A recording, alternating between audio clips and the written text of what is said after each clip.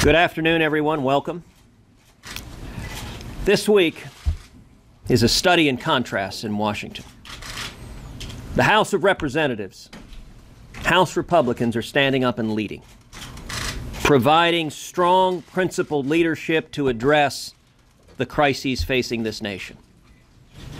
And in the Senate, Harry Reid and the Senate Democrats have presided over a do-nothing Senate.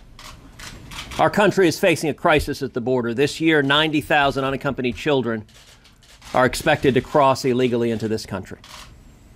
As the president has rightly noted, this is a humanitarian crisis, but it is a crisis of his own creation. The direct cause of this crisis is President Obama's lawlessness. We cannot solve the crisis at the border until we end President Obama's amnesty.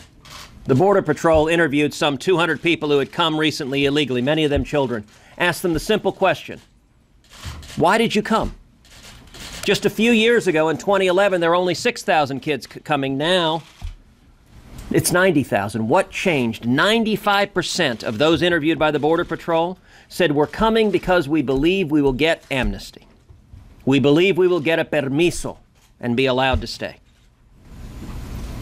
The only way to solve the crisis at the border is to end the promise of amnesty that is causing these children to come and causing these little boys and little girls to be victimized, to be physically assaulted, to be sexually assaulted by violent drug cartels and coyotes that are bringing them into this country. Now, President Obama just this weekend announced to the country that it is his intention to unilaterally grant amnesty to millions more who are here illegally. But he said with a cynicism that even in Washington is notable. He understands the American people don't like that policy, so he's going to helpfully wait until after the election to violate the law and illegally grant them amnesty. President Obama has decided this election will be a referendum on amnesty. In the Senate, I was proud to introduce legislation to put into law to make it unequivocal that the president prospectively has no authority to grant amnesty. The House of Representatives stood up and led. Representative Marsha Blackburn filed companion legislation to that, and the House stayed in session and passed legislation to address the crisis at the border, to take amnesty off the table, to end the promise of amnesty. Sadly, on this side of Capitol Hill, Harry Reid and the Senate Democrats refused to allow the Senate to vote on legislation making clear that the president has no authority to grant amnesty. And indeed, Harry Reid dismissed the Senate and sent the senators home for August after doing nothing to address the crisis at the border. Now, all of our friends here in the media like to write about dysfunction in Washington. The facts are clear. One body is functioning. One body is leading. The House of Representatives stayed here, did its work, and passed legislation to take amnesty off the table. And the only reason it hasn't passed into law is that Harry Reid and the Senate Democrats refuse to vote on it, which means when the president tries to unilaterally grant amnesty, and he has promised to do so, this year, by the end of the year, right after the election, every Senate Democrat who stood with Harry Reid against allowing a vote on this legislation, every single Senate Democrat bears the responsibility for the president's illegal amnesty. And as much as the decision to delay the amnesty until after the election is an attempt to avoid democratic accountability, born, frankly, of not thinking too highly of the American people, thinking that the American people can't figure that out. Well, let me tell you, I think the American people are a lot smarter than the president seems to give them credit for. Amnesty ensures that tens of thousands and hundreds of thousands of little boys and little girls will continue to be victimized, to be physically abused, to be sexually abused. Amnesty is not compassionate. It is not humane. It is exacerbating a crisis at the border. It is lawless and it is wrong. The House of Representatives has stood up and led, and we are here today to call on one very simple thing, which is for Harry Reid to allow the Senate to do its job, to actually show up and schedule a vote and let senators go on record whether or not they support amnesty. If senators support amnesty for those here illegally, let them look in the eyes of their constituents before Election Day and say, this is what I support. You let me know if you agree or not. With that, I'm very happy to recognize my friend, Congresswoman Marsha Blackburn, who took the lead in the House of Representatives taking on amnesty. Thank you so much, Senator Cruz. And I am so pleased to stand with all of my colleagues, my House colleagues, Senate colleagues, and I have to say, being surrounded by all these Texans, I have to remind them there would not be a Texas without a Tennessee. So once again, Tennessee is going to take the lead and help Texas and help our entire nation in this issue. The crisis at the southern border was caused by President Barack Obama's executive order.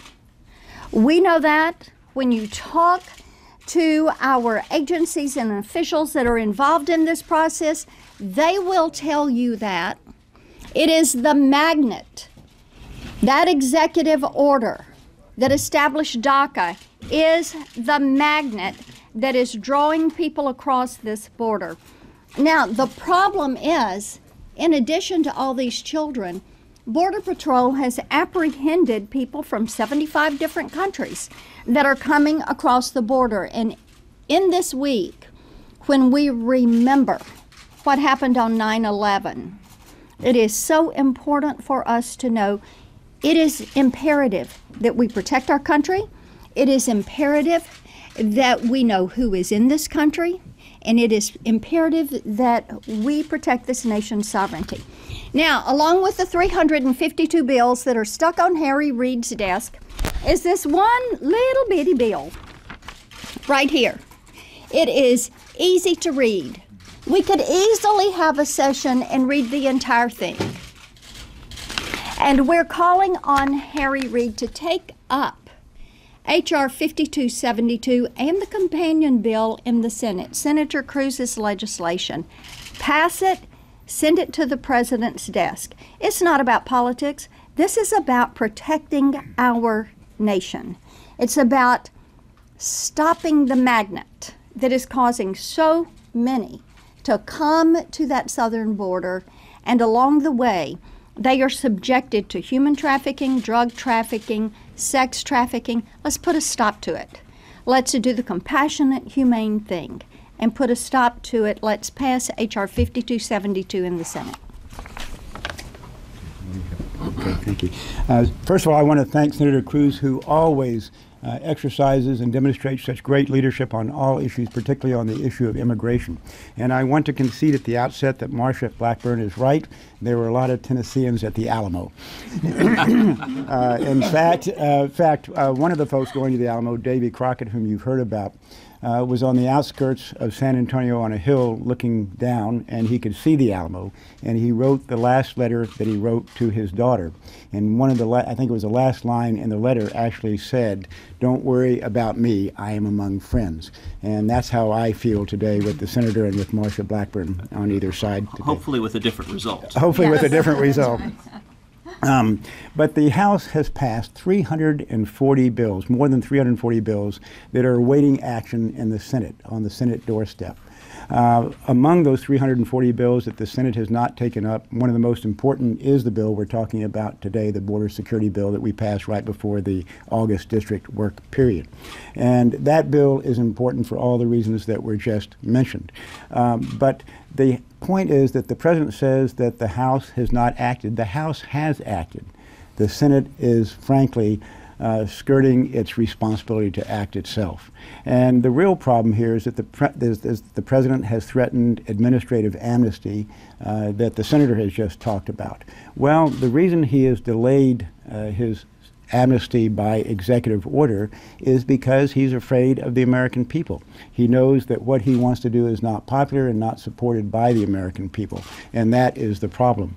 By delaying his administrative amnesty he is dodging what the voters feel on election day. And frankly, that is not the right way to go. The president himself knows that it is not popular. A recent poll shows that 75% of the American people want him to work with Congress, not act on his own through these executive orders. And in fact, his threat of executive orders actually counters his own statements. In 2011, the president said, quote, "I swore an oath to uphold the laws on the books. Now I know some people want me to bypass Congress and change the immigration laws on my own. That's not how our Constitution was written," end quote. And he stated as recently as last fall, quote, "If in fact I could solve all these immigration problems without passing laws in Congress, then I would do so. But we're also a nation of laws," end quote. The president should listen to his own words, and he should abide by his oath of office and the Constitution of the United States. Thank you, Senator. And I really want to thank Senator Cruz for doing what he always does, being on top of the issues that are important to our nation and our state. My friend from Tennessee Tennesseans have always been there by our side. I wouldn't pick the Alamo, though. We lost that fight, but we won another one later. And we're going to win this fight. The problem we've got here, and the senator has raised it, and he's articulated it. The President of the United States has decided that he can go forward and do what he wants to do and circumvent the laws of the United States. If an American citizen wants to know where a law is, he goes to one of those law books, which those are fake, but to a law book, and they look in there and see what the law is, and they learn how to abide by the law. They don't run and ask what the president's opinion of that law is. They follow the law, and he should too. But he hasn't been. And now he's threatening again to massively change written law of the land to suit his purposes. We fought a revolution to keep from having a king and a parliament.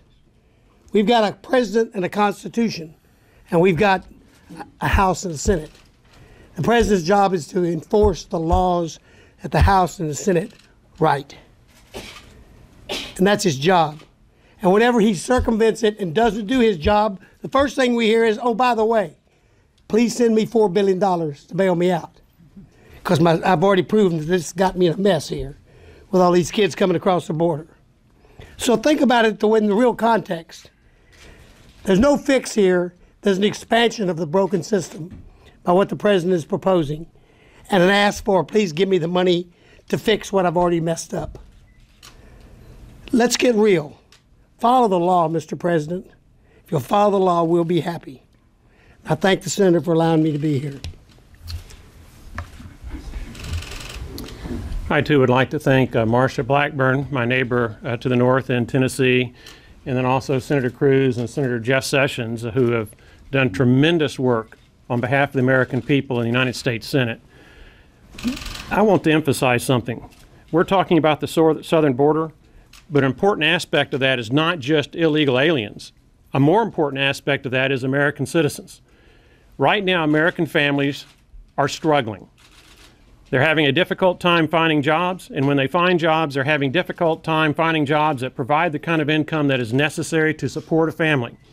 For many, the American dream is something that they will never be able to reach so long as we continue to have a huge surge of illegal aliens across our southern border. I want to emphasize something right now about the American economy.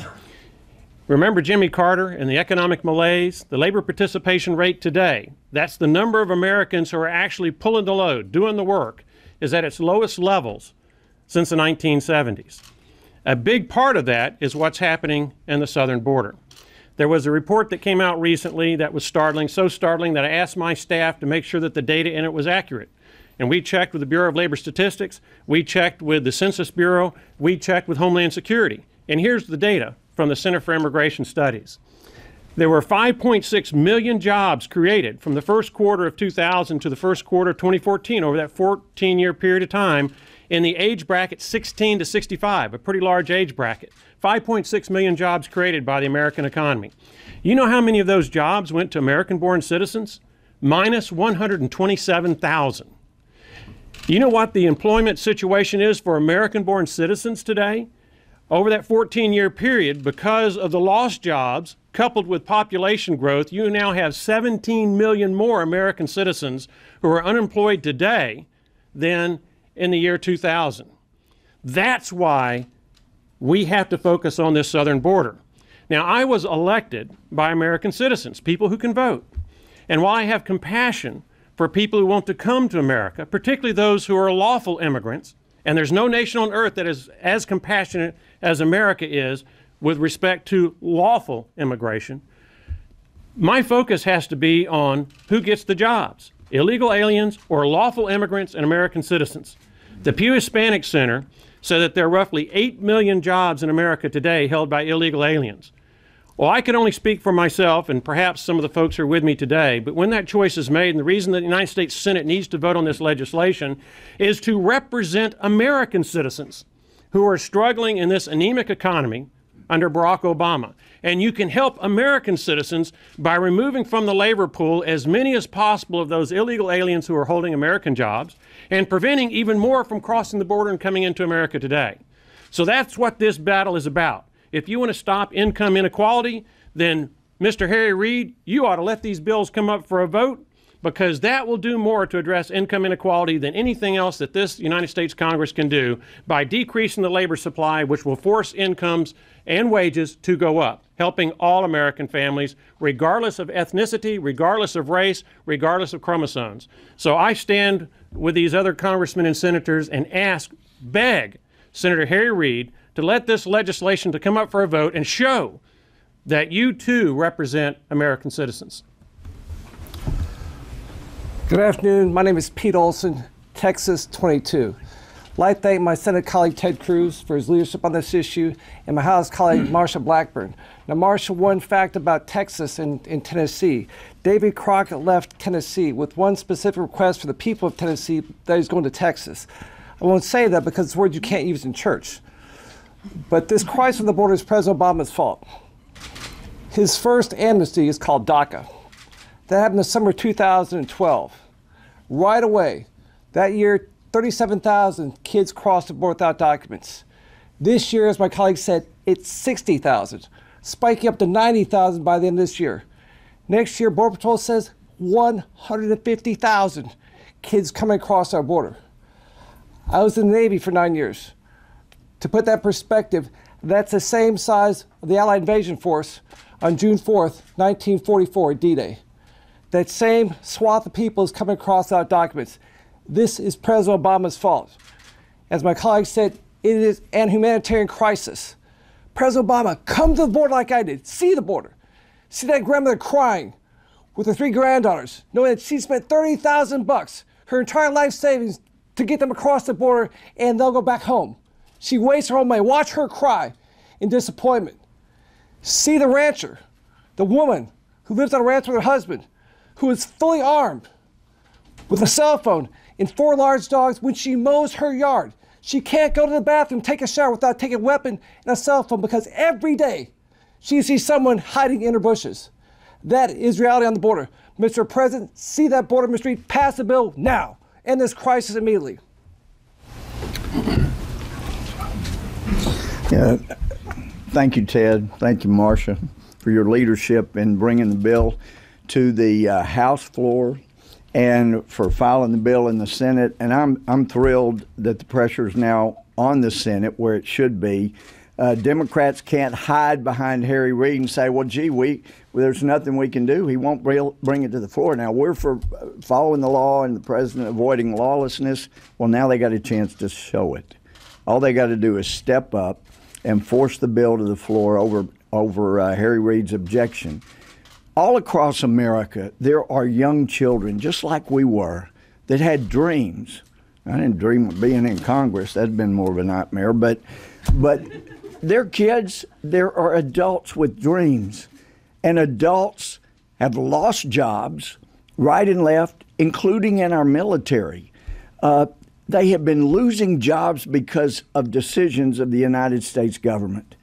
And when you look at the African American unemployment numbers, and you see the last one I saw this week, 11.4%, moving toward being double of the national unemployment rate, Those people have dreams.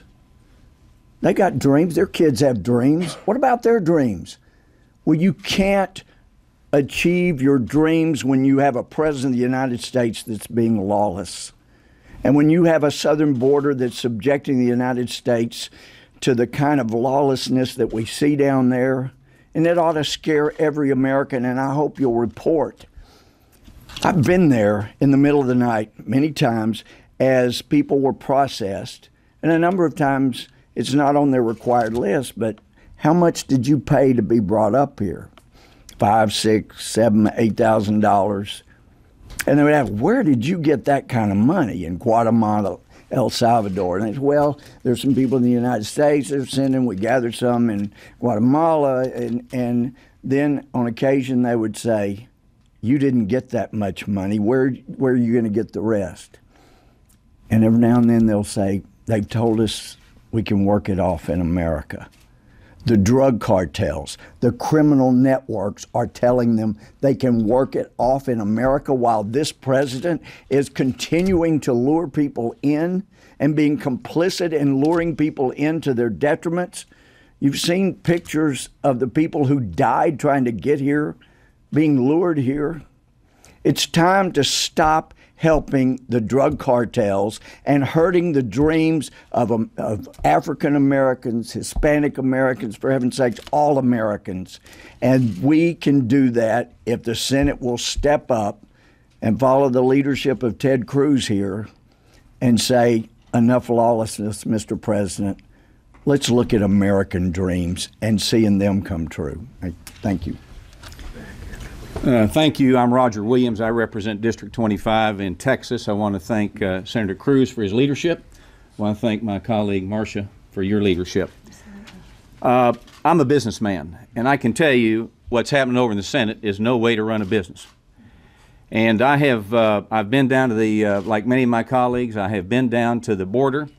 I've talked to, when I went, I wanted to go talk to the business people. I wanted to talk to the clergy. I wanted to talk to the volunteers. I wanted to talk to the Border Patrol. I wanted to see what it was like for them.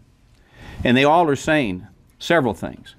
Can you fix the 2008 law so we can turn these young people back around the compassionate way and get them back with their families? Can you do that?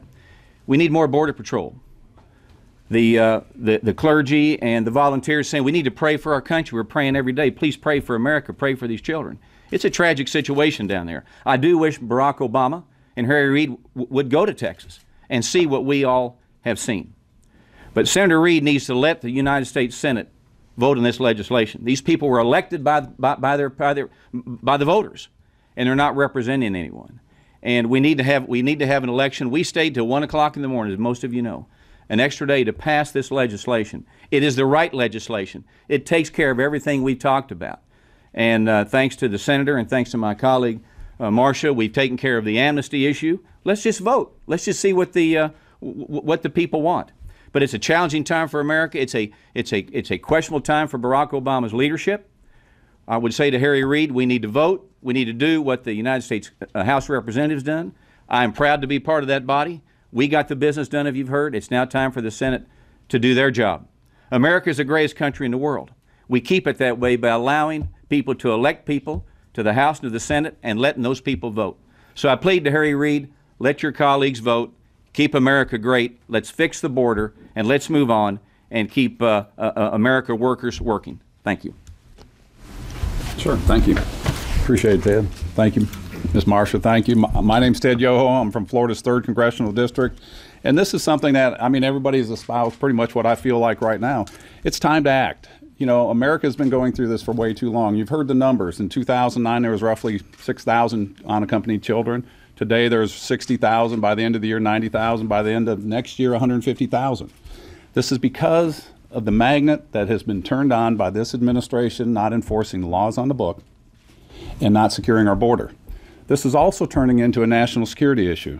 I sit on the Foreign Affairs Committee, and I see what comes across our border. Every one of you ought to be worried about this. This is no longer an immigration issue. This is a national security issue.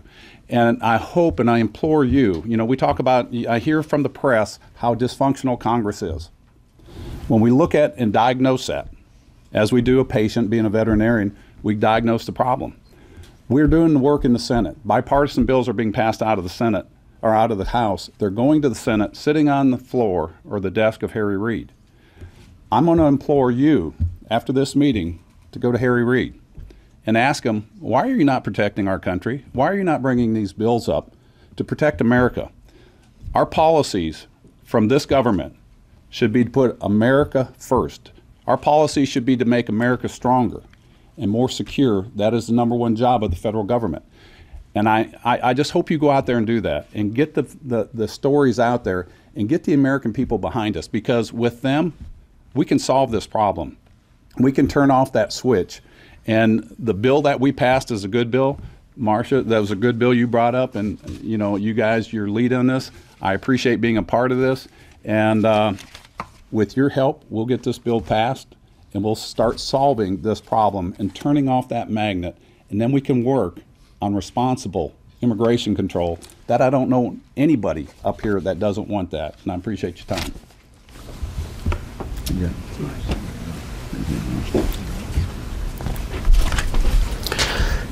Congress is at this very moment engaged in a very significant debate over DACA, over DACA's potential expansion. At least it should be. Now, the House wisely passed Representative Blackburn's bill, and I commend the House for doing that.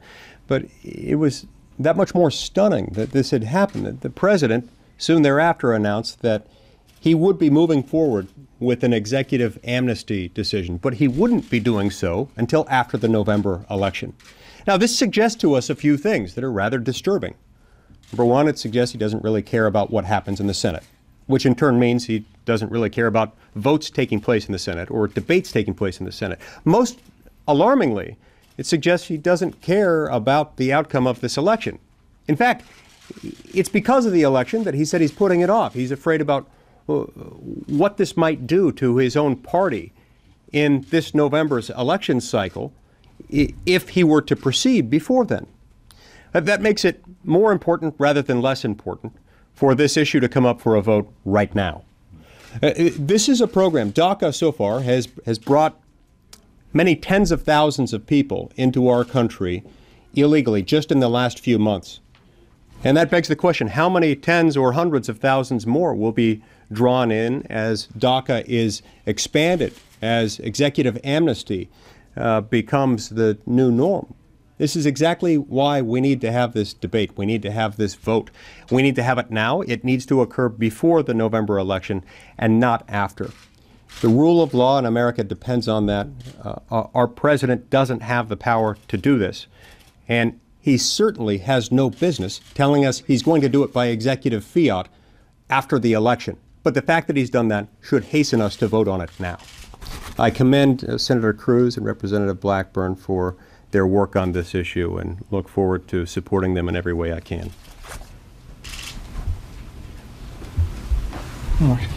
Thank you. It's been a good gathering, and I think you've heard some of the depth of feeling and really understanding of the reality of the situation we face. Marcia, thank you for your leadership and all of your members here who made this happen in the House. It was the right piece of legislation. The President announced openly and brazenly that he intended to provide amnesty and work authorization for 5 to 6 million people. It's an unbelievable statement. First of all, the law prohibits people illegally here from working. He has no ability to do that. It's clearly contrary to law. He got away with it.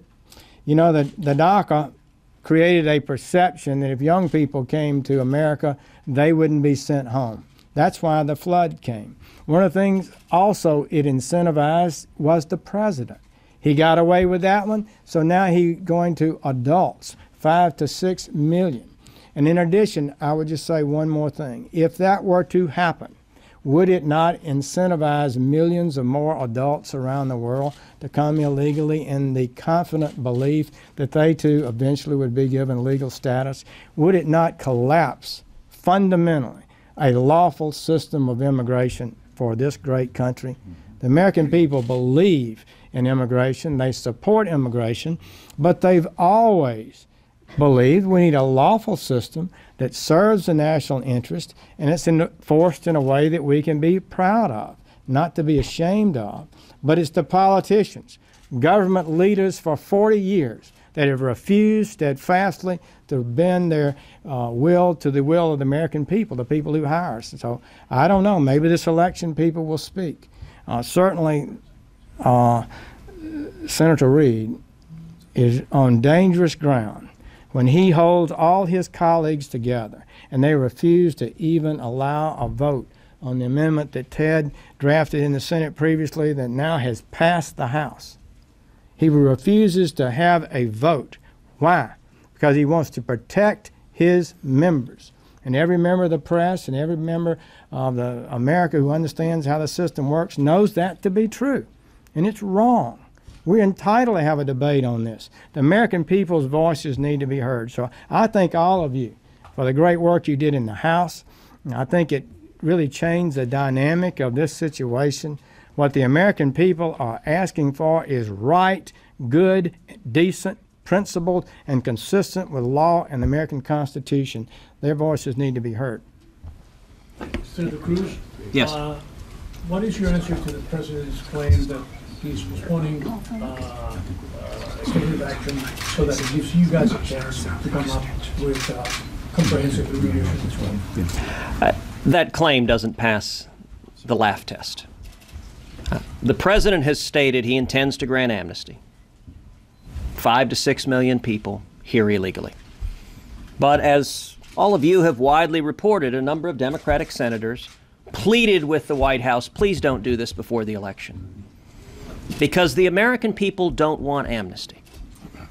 And a number of Democratic senators felt that they would lose their elections if the President granted amnesty.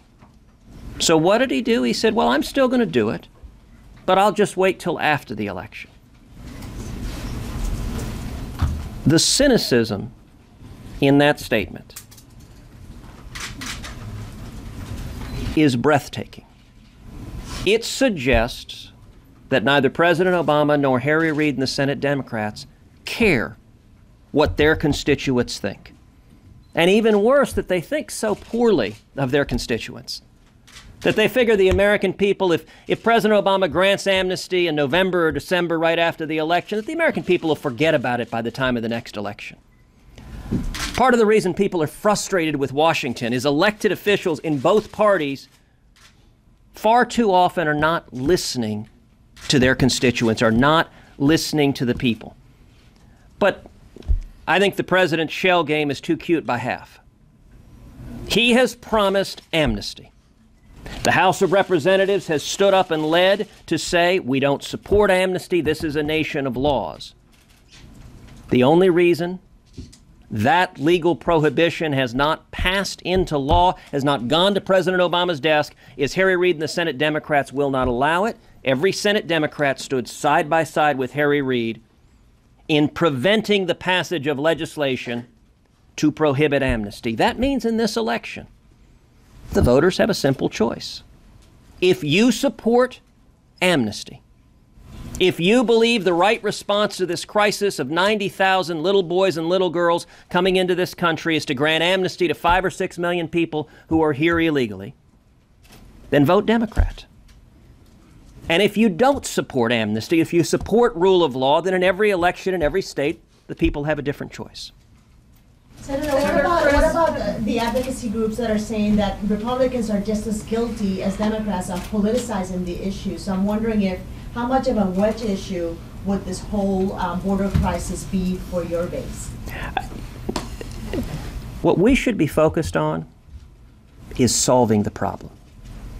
A number of folks up here quite rightly pointed out that President Obama, although he traveled to Texas recently to go to 2 Democratic Party fundraisers, could not be bothered to go down to the border to actually see the suffering that his failed immigration policies have caused. I've been to the border. I've visited with the McAllen Chief of Border Patrol. I've visited with line agents. I've been to Lackland Air Force Base where 1,200 children are being held. I've visited with senior officials who describe how these violent coyotes and drug cartels are holding these children and horribly are extorting ransom from their families after they've been given the kids to smuggle them into this country, are in some instances severing body parts and sending them back to the family. A senior official at Lackland described how these coyotes will put a gun to the back of the head of a little boy or little girl and force that child to cut off the fingers or ears of another little boy or little girl. And if they don't do it, they shoot the child and move on to the next one. And then they described how on this end, we are dealing with some children coming over that are horribly maimed, and other children with enormous psychological damage from being forced to participate in those atrocities. And what is the approach of President Obama and Harry Reid and the Senate Democrats? It is to do nothing. This legislation is very specifically targeted at the root cause. When I was in McAllen visiting with the line agents in the Border Patrol, and I said, listen, forget what the brass says for a second. The men and women in this room, you're on the front lines. You see this every day. Why are these children coming? What has caused the numbers to go from 6,000 kids 3 years ago to 90,000 kids this year? Every single Border Patrol in that room, as I visited with them, said the exact same thing. They said they're coming because they believe they will get amnesty. That is the only reason they're coming. And in fact, they said, listen, we're not apprehending them. When they cross the border, often with rags on their back, with nothing, having endured an incredibly harrowing and arduous journey where they're very frequently victimized by the coyotes, the one thing they said they inevitably have is their papers. And they go and seek out the Border Patrol. They go and look for someone with a uniform and hand their papers. It's the one thing they make sure to bring because they believe when they get here, they will get a permiso. They will be allowed, they'll get a piece of paper, they'll be allowed to stay. If we don't change that, they'll keep coming, and more children will be victimized. I just want to add one thing to answer the question. Playing politics, us playing politics with this issue, you need to look at the fact that the people up here that have been up here before you have been saying the same thing for a number of years when we were being told, no, you've got to do an amnesty. The polls show that people want an amnesty. And all of this time, everybody that's been up here has taken the position, we're not as concerned about politics as we are protecting the Constitution, protecting the American dream, and we think in the end it will work out. So you look at the history. We've been taking the same position when we were told it was not very smart to do. And we have heard the testimony in both the House and the Senate from Marine General John Kelly. Somebody needs to be playing that on the news. He testified in both places that the penetration of our southern border by criminal networks and the Islamic terrorists is, at his words, existential threat to America. It's a threat to our existence. And as I listen to my colleagues talk about the president intruding into Article 1 and Section 8, but the powers that are given under the Constitution to the legislature, to the Congress, and taking those, it occurs to me that this president is to our Constitution as Putin is to Ukraine. Thank you very much. Senator Cruz, can you comment on whether... A lot of these advocacy groups actually don't believe at all that President Obama has any intention of issuing these executive orders and that he's stalled until after the election, but he's never. What makes you so sure you're confident that he actually will? Well, he's stated that he intends to. Now, I understand that the president has given people significant reason to doubt his word.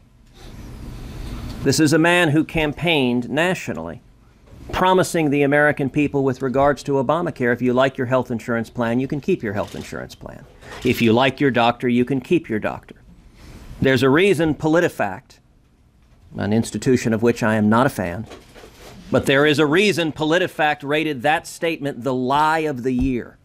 It was the foundational premise of his campaign, and it was deliberately, repeatedly false on an issue of central importance to the American people. So I understand the immigration groups that when they hear a promise from the president, they have reason to doubt it. It's the same reason abroad that both our allies and our enemies have reason to doubt the president's resolve.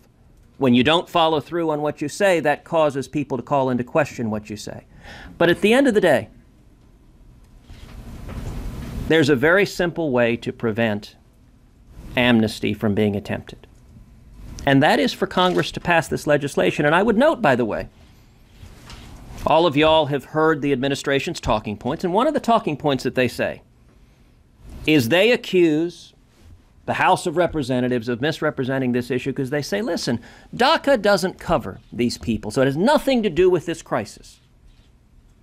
Now, if they actually meant that, then the administration should support this legislation, because all this legislation says is DACA does not cover anyone new. They don't mean that. When they say that, it is another version of telling you if you like your health insurance plan, you can keep your health insurance plan. They are saying something deliberately that they know is false. And at the end of the day, the people coming, they get the joke. The Border Patrol itself concluded 95% of those coming are coming because they believe they will get amnesty. They will believe they will get a permiso. If that doesn't change, the problem will continue and continue and continue. And right now, Senate Democrats are trying to have their cake and eat it too. So red state Democrats got Harry Reid to convince the president to delay this until after the election. But at the same time, they don't actually want to vote to stop the amnesty. So you've got Democratic senators home in their states saying, I'm opposed to amnesty, and yet they are complicit in President Obama's amnesty. If any red state Democrat is truly opposed to amnesty, he or she should be standing up here with us. If any red state Democrat is truly opposed to amnesty, he or she should be calling on Harry Reid to allow a vote on the legislation that the House has passed to solve this problem. And if they're not, then what they're saying at home is cynically misleading their voters. Senator, can you please comment on whether you would push for inclusion of this measure in the CR, and would you oppose the CR if it's not included?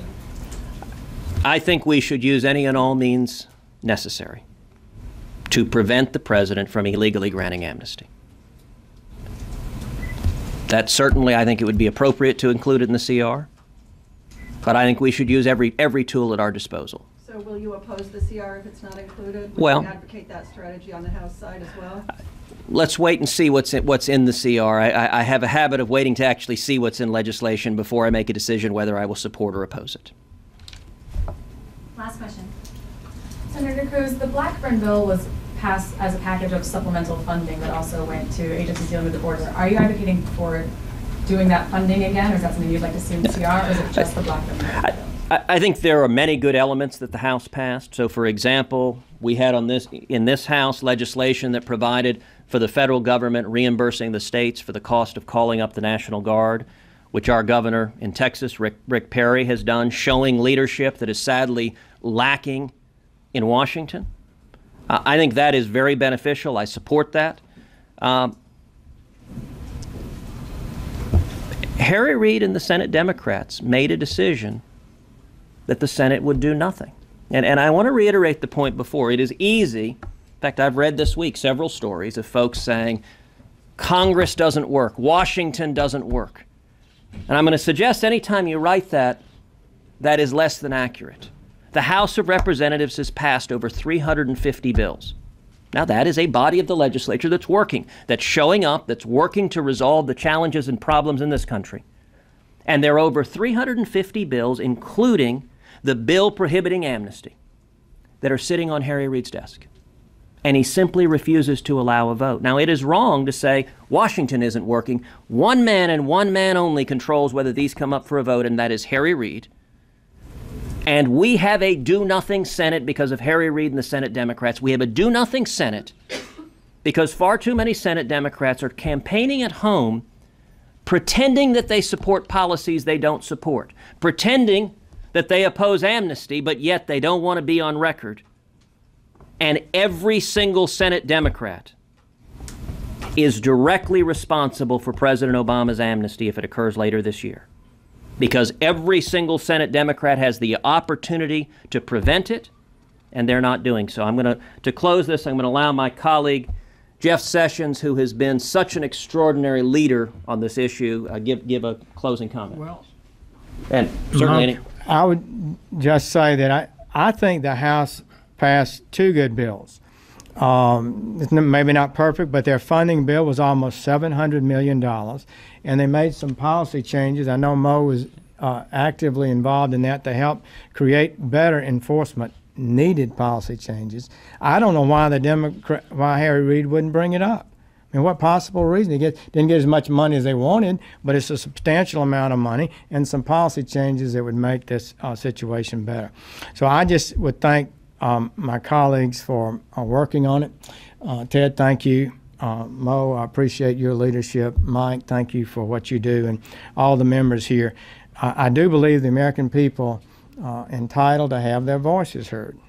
The American governmental process works for them. They don't work for the government. The government works for them. And this president is cynically saying that, well, we're going to do this action that the American people don't like, but we're smart people. We're going to wait till after the election. I don't think that's going to work. I think there'll be a decisive time between now and November, and the cynical nature of that position is so indefensible that it'd be worse, probably, than if he'd acted anyway. Thank you all. Thank you very much.